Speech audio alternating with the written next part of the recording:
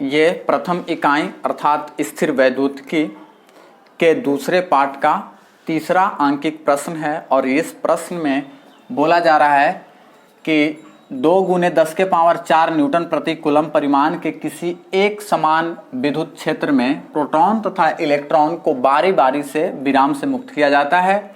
और इसमें दो प्रश्न आपको जुड़े हुए हैं, दो प्रश्न आपको संलग्न है, जिसमें ए में बताया जा रहा है कि दोनों का त्वरण ज्ञात करें और बी में बताया जा रहा है कि दोनों को प्रारंभ से 1.5 सेंटीमीटर की दूरी तय करने में कितना समय लगेगा। तो सर्वप्रथम हम इसके जो दो क्वेश्चन इसमें संलग्न हैं उसका हम प्रश्न ए को करने वाले हैं। ए तो ए में हमें त्वरण ज्ञात करनी है, तो सीधा सीधा लिखेंगे हम जानते हैं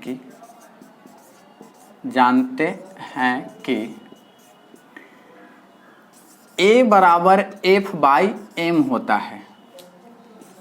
चूंकि F बराबर ma होता ही है न्यूटन के द्वितीय गति नियम से, ये आपको होता है, तो A बराबर F/m आपको हो जाएगा। अब इसमें हमें त्वरण सर्वप्रथम बोल रहा है कि प्रोटॉन का, तो प्रोटॉन का त्वरण AP = F/mp। मतलब कि प्रोटॉन का त्वरण निकालने के लिए बल और प्रोटॉन का द्रव्यमान दोनों का अनुपात करना पड़ेगा। तो इसके लिए आगे प्रोसेस करते हैं। F बराबर होता है QE, F बराबर QE होता है, तो प्रोटॉन के लिए Q कितना हो जाएगा, E के बराबर होगा, मतलब कि इलेक्ट्रॉनिक आवेश के बराबर होगा E/mp। और सबसे अच्छी जो सिद्धांत है कोहबर का सिद्धांत है, इसके अनुसार हम लिख सकते हैं यहाँ पर F बराबर QE होता है, तो हम F बराबर QE यहाँ पर बैठा दिए हैं। यानी Q जो है एक प्रोटॉन पर या एक इलेक्ट्रॉन पर आवेश का जो मान होता है वो समान होता है, तो यहाँ पर पुट किया हुआ है। अब यहाँ से सबका वैल्यू बिठाना है। E का वैल्यू 1.6 × 10⁻⁻19 और E का जो वैल्यू है हमें प्रश्न में दिया गया है 2×10⁴ न्यूटन प्रति कूलम। चूँकि सारा कैलकुलेशन हम SI मात्रक में कर रहे हैं, इसलिए लास्ट में जब हम त्वरण ज्ञात करेंगे तो त्वरण का जो SI मात्रक है मीटर प्रति सेकंड स्क्वायर, उसको हम लोग लिख देंगे। उसके बाद MP यानी प्रोटॉन का द्रव्यमान, तो प्रोटॉन का द्रव्यमान कितना होता है 1.67 × 10⁻⁻27 kg आपको होता है। ये दोनों को अगर गुना करें तो हो जाएगा 3.2/1.67 और एक्सपोनेंट का अपना जब काम करेंगे तो हमारा हो जाएगा ये अगर ऊपर यहाँ से अगर 19 से अगर इसको काटा जाए, यहाँ से 19 अगर काट लें तो यहाँ पर 10 के पावर आपको बच जाएगा 8 माइनस में, और इसको अगर ऊपर ले जाया जाए तो हो जाएगा +8 और +8 और ये हमारा पावर जो हो जाएगा 4, ये दोनों जुड़ जाएगा, गुना में पावर जुड़ती है तो ये दोनों 8 4 12 हो जाएगा, 10 के पावर 12। और जब हम इसे कैलकुलेट करेंगे तो आएगा आपको 1.91 और ये गुने 10 के पावर 12, इतना मीटर AP का वैल्यू आपको आ गया, A सफिक्स P का मीटर प्रति सेकंड स्क्वायर, ये आपको आंसर हो गया। अब इसी तरह से प्रोटॉन का निकाले हैं तो इलेक्ट्रॉन का भी निकालेंगे। इसी प्रकार इलेक्ट्रॉन का त्वरण AE = F/me। पहले के ही सूत्र से अपना काम करेंगे, सभी का वैल्यू रखेंगे, F बराबर उसी हिसाब से हो जाएगा QE, तो E और E लिख देंगे। चूंकि इलेक्ट्रॉन पर और प्रोटॉन पर आवेश का मान समान होता है, जैसा कि पहले बताएं। एमई को एमई अभी रख रहे हैं और अब इसके वैल्यू को रखेंगे 1.6 गुने 10 के पावर -19 और जो हमारा ई की वैल्यू हो जाएगा प्रश्न में दिया गया है 2 गुने 10 के पावर 4। उसके बाद एमई का वैल्यू हो जाएगा इलेक्ट्रॉन का द्रव्यमान 9.11 गुने 10 के पावर -31। अब जब इसको हम कैलकुलेट करेंगे तो 16 दूनी 32, यहाँ पर 3.2 बन जाएगा और गुने ये आपको 31 है तो यहाँ से 19 अगर आपको उड़ा दिया जाए तो हो जाएगा 10 के पावर 12 बचेगा और ये आपको 12 4 16 इधर 9.11 बचेगा और गुने 10 के पावर 16 हो जाएगा। और जब हम इसको हल करेंगे तो हो जाएगा 0.351। जब इसको हम हल करेंगे 3 9 यहाँ पर से कटेगा तो इतना आपको हो जाएगा। इसको काट करके अपना कर लीजिएगा और गुने 10 के पावर 16।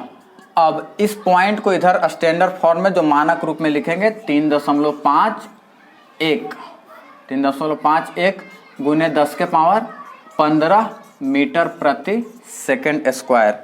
तो एक यहाँ पर आंसर हुआ और एक यहाँ पर आंसर हुआ।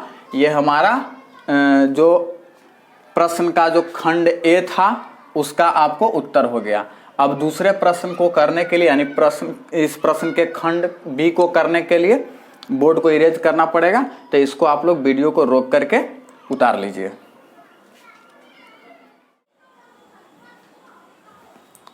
आशा करते हैं कि उसको आप लोग उतार लिए होंगे। अब इसके जो खंड बी है इस प्रश्न का, इस पर हम लोग विचार करते हैं। तो इसके लिए आंकड़े लिख लेते हैं। आंकड़े क्या क्या आंकड़े हैं, तो इसमें निकालना है कि तय की गई दूरी में कितना समय लगेगा, यानी कि समय हमें ज्ञात करनी है। और दूरी आपको दिया गया है s बराबर 1.5 सेंटीमीटर, कहने का मतलब 1.5 इंटू 10⁻² मीटर। हम ऐसा यूनिट में चेंज कर लेंगे ताकि कोई परेशानी ना हो। अब जो त्वरण था तो त्वरण दोनों के लिए अलग अलग आपको आया था, तो इतना सारा आंकड़े हैं। अब सीधा सीधा करेंगे इलेक्ट्रॉन के लिए। पहले प्रोटॉन था तो पहले प्रोटॉन के लिए, प्रोटॉन के लिए 1.5 सेंटीमीटर दूरी को तय करने में लगा समय। ठीक, तो चूंकि यह त्वरित गति है इसलिए हम जो एक समान त्वरण के गति का सूत्र जो है उसको हम लोग लागू करेंगे। गति के समीकरण से, गति के समीकरण से समय, गति के समीकरण से, गति का समीकरण कहता है s बराबर ut प्लस हाफ 80 स्क्वायर। चूंकि देखिए पहले इसमें बोल रहा है कि विराम से मुक्त किया जाता है, तो विराम से जब भी मुक्त करेंगे तो हमारा u 0 रहेगा, प्रारंभिक वेग हमारा 0 होगा जब हम लोग विराम से मुक्त करेंगे। तो इस हिसाब से हम यहाँ पर प्रोटॉन के लिए आपको है यहाँ पर, तो प्रोटॉन के लिए s बराबर 1.5 अगर रख दें, समझ गए, u बराबर 0 और t बराबर तो निकालना है अब प्लस 1/2 a आपको दिया गया था, प्रोटॉन के लिए था तो 1.9 कितना था 1.91 इंटू 10⁻12 शायद इतना था, हाँ इतना ही होगा, और टी स्क्वायर। अब यहाँ से अपना काम करेंगे, यहाँ तक तो 0 हो जाएगा और ये 1.5 सेंटीमीटर था 1.5 सेंटीमीटर, तो हम मीटर में कन्वर्ट कर लिए थे तो 1.5 इंटू 10⁻² लिखना उचित होगा। अब ऐसा यूनिट में हमारा सारा काम आएगा। तो जब हम इसे करेंगे तो हो जाएगा कितना, t² बराबर हो जाएगा 2 इंटू, या 2 उधर चला जाएगा, 2 इंटू 1.5 इंटू 10⁻⁻² और बाई आपको 1.91 इंटू 10⁻12। ये आपको हो जाएगा। स्क्वायर को जब हटाएं, ये आप प्रोटॉन के लिए कर रहे हैं तो t⁻p कर देते हैं, तो Tp इक्वल टू हो जाएगा √/2 इंटू 1.5 इंटू 10⁻⁻² और 1.91 इंटू 10⁻12। इसको जब हल करेंगे तो यह हो जाएगा हमारा √3। ये आपको सबसे पहले एक्सपोनेंट को सॉल्व आउट करते हैं, तो 10⁻12 और यहाँ 10⁻−2 ऊपर जाएगा, 10⁻−14 हो जाएगा। 10⁻14 का स्क्वायर रूट आपको होता है 10⁻7। अब ये 3 हो गया और 1.91 हो गया, तो यहाँ से √3 इसको अलग अलग कर सकते हैं और √1.91 कर सकते हैं इंटू 10⁻⁻7। √3 का 1.732 और √1 आपको इसका 91 का आपको हो जाएगा 1.382, इतना के करीब आपको आएगा। और 10⁻⁻7 जब इसे हम सॉल्व आउट करेंगे तो हमें मिलेगा 1.25 के करीब, लगभग आपको आ जाएगा 1.25 के करीब आ जाएगा। चूंकि ये बड़ा है छोटा है तो ज़्यादा ही आएगा, इंटू 10⁻⁷। तो इतना सेकंड आपको Tp इक्वल टू आ गया। ये आपको एक आंसर हुआ और इसी तरह से उसका निकाल लेंगे, मतलब कि इलेक्ट्रॉन को गिरने में कितना समय लगेगा वो। तब तक के लिए आप इसको नोट डाउन कर लीजिए।